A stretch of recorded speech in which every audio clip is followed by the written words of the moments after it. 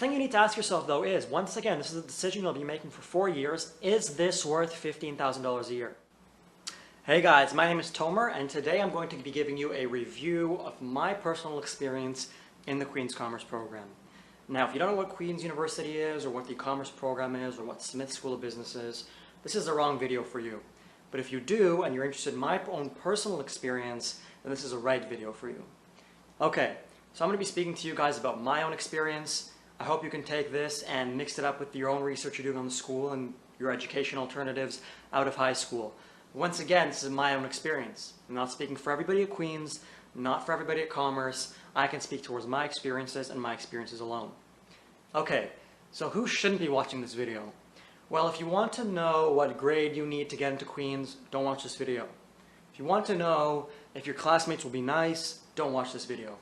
If you want to know what you need to write on your essay to get into the program, don't watch this video. You're here because you're interested in my own personal take on the Commerce program and whether it's worth it or not. Okay, let's start. So, what is the Commerce program and who am I? I graduated in 2018, part of class of the 2018, graduated in the top 3% of my class. I was a TA in multiple subjects. I was also on multiple clubs throughout my time at Queen's, most notably Queen's Private Capital Group and the Queen's Global Markets Initiative, or QGM. Okay, that's a little bit about me. Now, what do I think about the Commerce program? Well, I think it's fair that we first break down what I think into 3 sections. The first is the program itself. So that's professors, textbooks, what you learn, who you learn with. The second is the faculty and the environment and the city or the village, whatever you want to call Kingston. The third will probably be kind of career opportunities. In fact, it will be, because that's a big enchilada. That's what you care about. That's why you go to school, because at the end of the day, school is a business.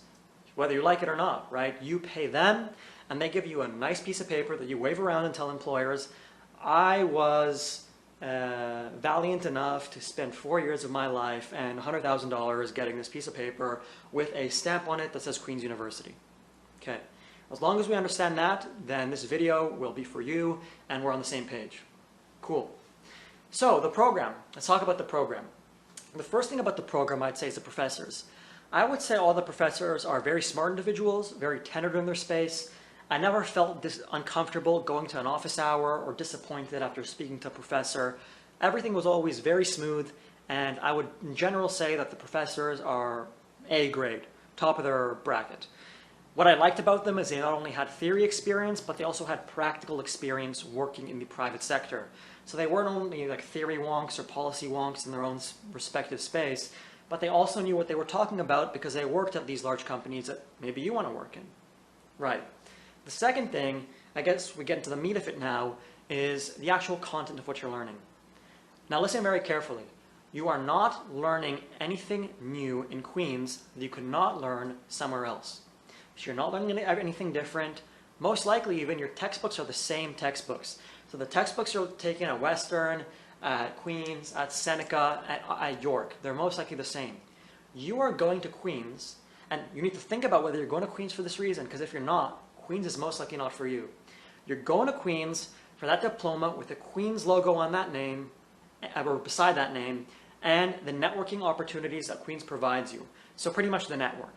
Why do I say that?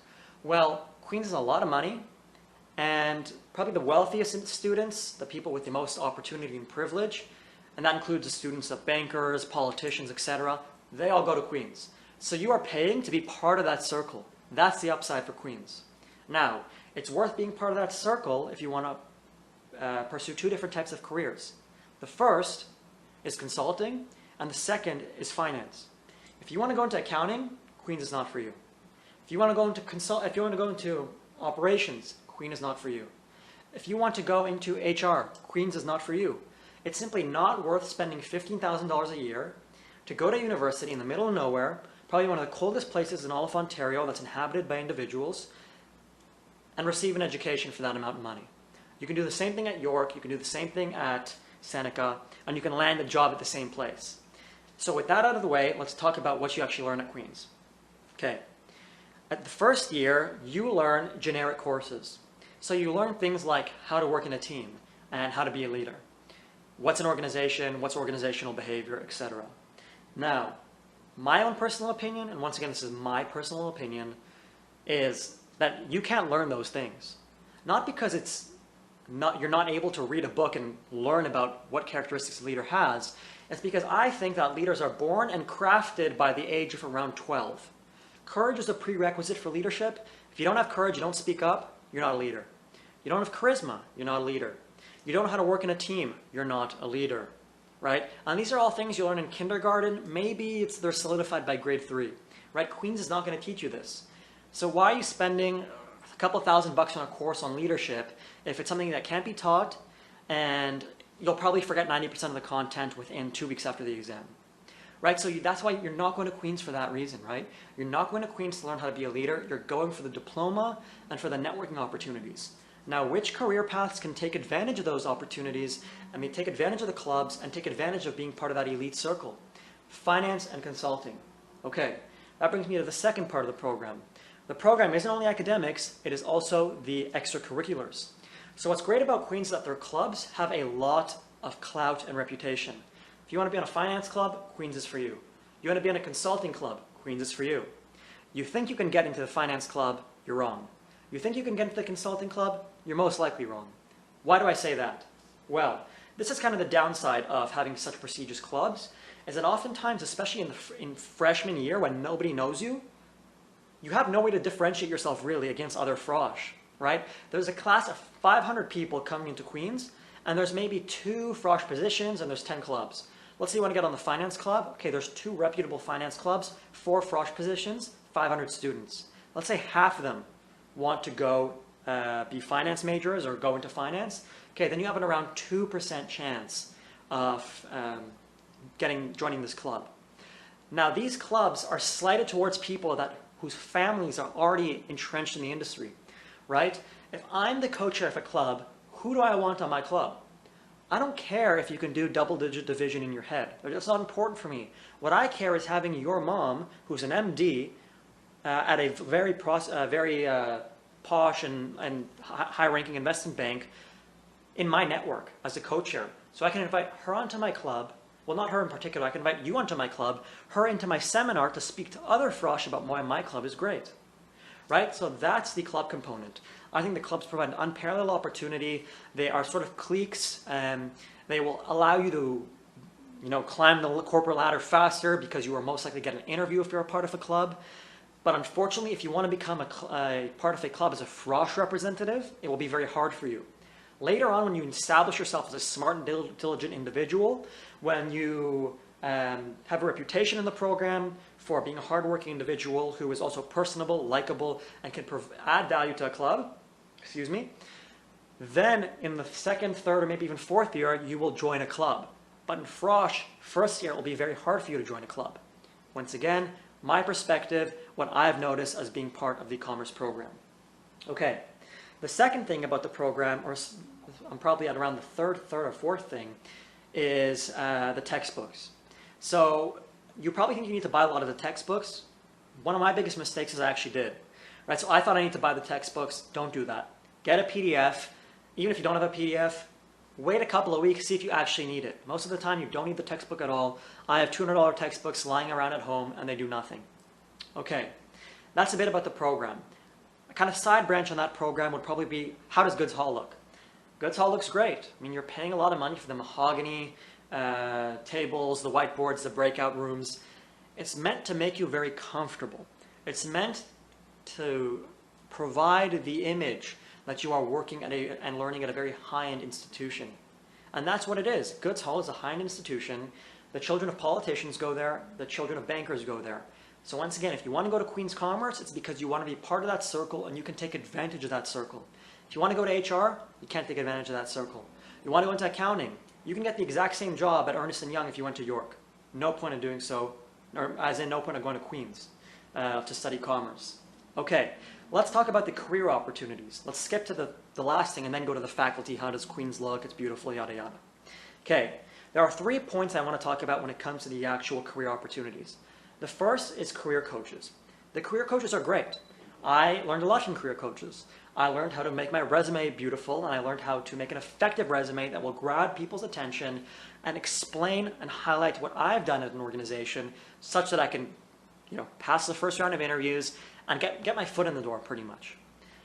But you need to ask yourself, is this worth $15,000? Is it worth paying $15,000 for this nice career coach and a nice career center? My honest opinion is no. You can study at another school, get a career coach, pay him $50 an hour, and he'll tell you the exact same things. So once again, going to Queen's Commerce is not for the program or for the learning. 90% of what you learn you forget, and 50% of what you learn is not applicable anywhere. Like I said, you can't learn how to be a leader. So you're going there for the clout. So the career coach isn't that important. Second thing when it comes to career opportunities, before graduating, there's a career portal. And I'm speaking a little faster than normally. Sorry, I just noticed that my camera's about to run out of battery. But like I said, you're looking at that career portal right now. Does that career portal add value to you? Well, all the jobs in that career portal aren't jobs that you can't find by Googling those jobs, right? Goldman Sachs Investment Banking Summer Analyst for 2022. That's a job that's posted on Goldman Sachs' website. You're not becoming part of an elite club that only gets a certain amount of jobs that other people cannot see by being part of Queen's. Okay? So being part of Queen's won't get you into, or won't give you access to jobs that other people out there aren't seeing. And a lot of times in these portals, you're one of thousands of people that are applying to these jobs. Every other school has a career portal. And every other school posts these public jobs in their career portal. So you're one of 1,000 people that are going through this career portal. My own personal experience is I got a lot of interviews from these career portals, but because there's so many people vying for these jobs through these career portals, they aren't worth it. So when it comes to Queen's providing a career portal that's saying, wow, look, we have a nice career portal, a nice setup you can apply through, I don't think it's worth it. Or at least I don't think that it's as much value add as they think it is. Me personally, I made my own opportunities. I didn't get a job through a career portal. I got a job in Hong Kong for 2 years working at a cryptocurrency exchange on the research and structured products arm. I enjoyed that a lot. It was very fun. I could speak towards that maybe in another video.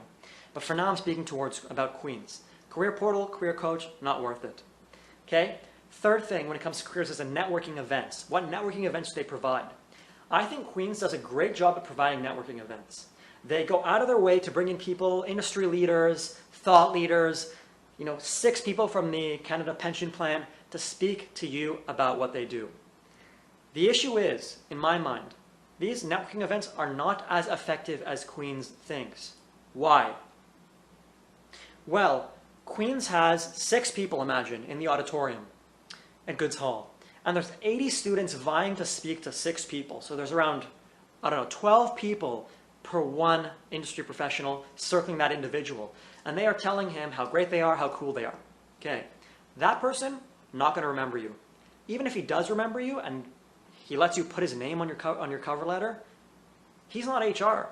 He can't immediately hire you because he met you at a networking event, right? So a networking event is provides more value for the actual companies themselves than the students themselves. Because those companies can say, look how outstanding we are upright citizens, we go and we speak to students.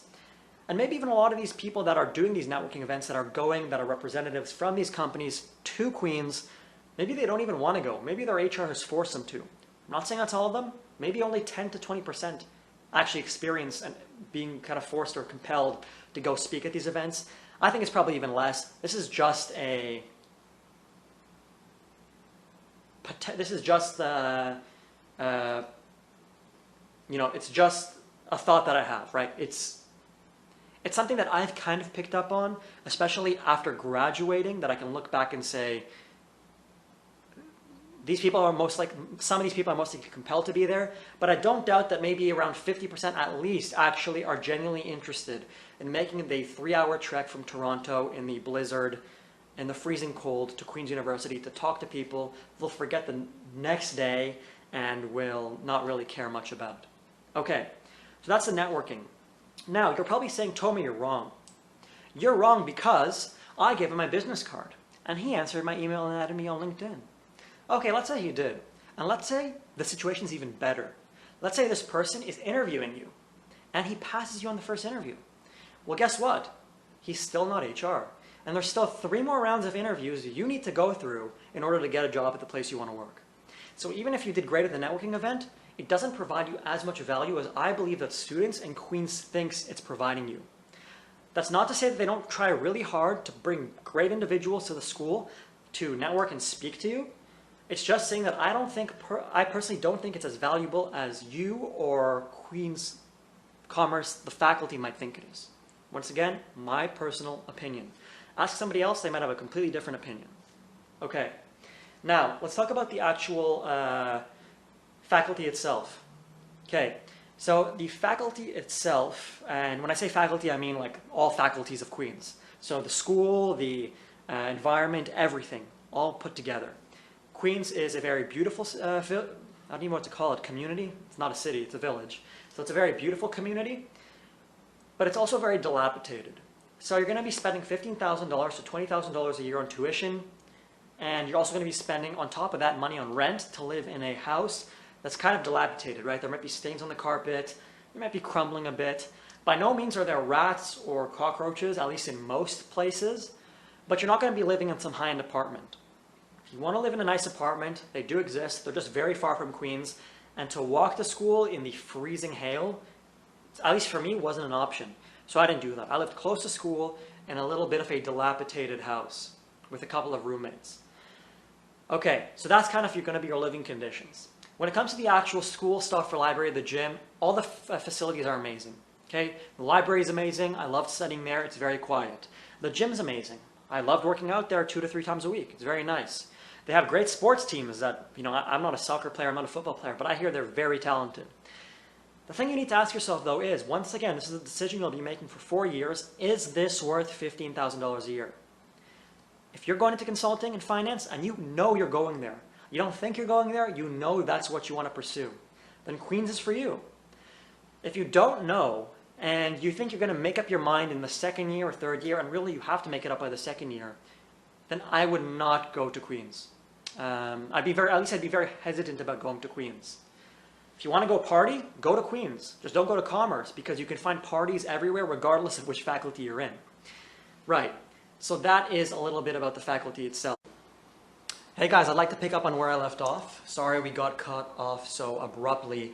My battery ran out, as I mentioned. I was speaking quickly because my battery was running out, and now you can see by the time my camera is charged, it is already nighttime outside in the lovely city of Chicago with riots and cop cars and police everywhere. Alright, so I left off on the faculty. Like I said, the faculty and the facilities, the general environment at Queens is beautiful. In the fall it's beautiful, in spring it's beautiful, in winter it's horrendous, but fall and spring make up for that. Okay, now comes the million-dollar question. Is Queens worth it for me? Right. If you've already taken something out of this video, is that you're going to Queens not because you're going to learn something that's going to be revolutionary, you're going to learn something you can't learn anywhere else. No. You're going to Queens because of the network and the people you'll meet. If you can take advantage of that, by that I mean you're a finance bro or you're going into consulting, then I think Queens is for you. Because not only do I think you can pay that back, when I say pay that back, I mean pay the loan back, but also I mean that you'll actually enjoy what you learn, the professors are great, class sizes are small, and I think you will probably think you're getting value for the money you're putting in, whether in fact that's the case. And that's pretty much it. That's my summary of Queens, that's my summary of Commerce. I hope you enjoy it. I mean, if you have any other questions, feel free to leave a comment in the comment section below. I'll try to answer at least within a day. And leave a thumbs up on the video. I mean, that's all I have to say. I hope this has been very valuable for you. Everything that I've mentioned has been straight from the heart. Now, before I leave, I actually forgot I want to mention one more thing. You are most likely going to go to Queens Open House Day. And at Queens Open House Day, you'll be sold on the idea of how great Queens is and how lovely it is and how much money people make after they leave Queens. And yes, some people make a lot of money. Some people can afford their own nice apartments, and they can afford to spend a lot of money on clubs and bars and whatever their heart desires. But you need to remember that Queens, like I said, is a business, and every business has a marketing department. And that open house is a marketing department, and you are part of their sales funnel. So when you walk into those doors, they'll show you surveys about how easy it is for people that went to Queens to get a job. They won't tell you what jobs are working. They'll also show you the income distribution per sector at Queens for commerce students. But what they won't tell you is that there's obviously an inherent bias in people that answer that survey, right? If you feel comfortable in the amount of income you're making and the position you hold in society, you are most likely going to be answering that survey and saying how much money you're making. If you feel like you're being underpaid and you feel like you're working a 9 to 5 that you don't like, maybe you're working as some accounting clerk at Ernst & Young and you hate it and it's horrible, you're not going to answer that survey. You're not going to tell them that you're making a measly $40,000, $45,000 a year after dropping $100,000 in education, right? So keep that in mind at all times. Keep it in mind that Queens is a business, and just like any other business, they want your money and they're trying to sell you a product. Personally, I don't think that product was worth it. I think I could have been where I am right now without going to Queens, maybe pursuing another degree or even not pursuing a degree at all. But that's a story for another time. So once again, thanks for watching this video. Want to keep it sub 20 minutes, and leave a thumbs up and a subscription. I'd greatly appreciate it. Thanks, guys.